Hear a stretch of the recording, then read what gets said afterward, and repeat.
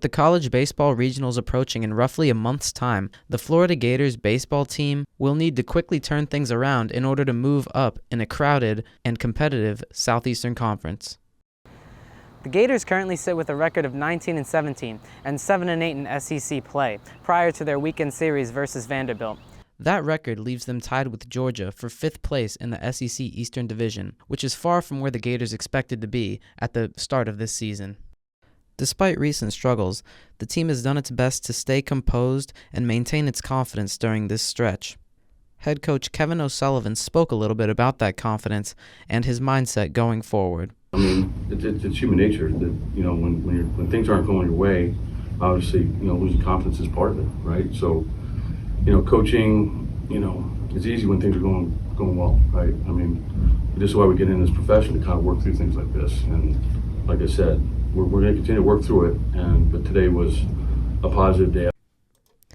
Junior outfielder Ty Evans also gave his insight on these struggles and what the team needs to do going forward to adjust. Yeah, I mean, we had a rough go for a few weeks offensively and just trying to adjust. I feel like everyone was just trying to do so much in like one swing and just trying to make stuff happen every single pitch instead of just battling and having good at-bats. So I feel like that's one thing as a whole that we changed a lot this weekend and really today. So hopefully we can just keep doing that moving forward. These adjustments, as well as players stepping up into key roles that they may not normally find themselves in, are going to be crucial for the Gators' success going forward.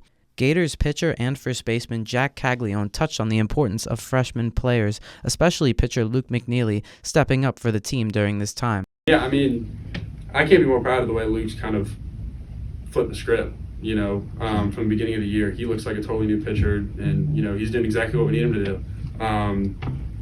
These freshmen, they know that they're going to have to hold a lot of weight this year. So really just kind of getting that through to them and having them buy into what we want to do here is probably going to be the best thing.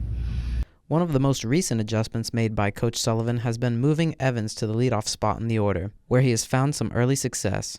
Coach Sullivan spoke about Evans' impressive adjustment to his new role. I thought he responded well. I talked about it, that was one of the things I talked about this morning with the group, is that it's not easy to, put a guy in the leadoff spot or change, where they hit in the order, because sometimes they try to change their approach, that type of thing.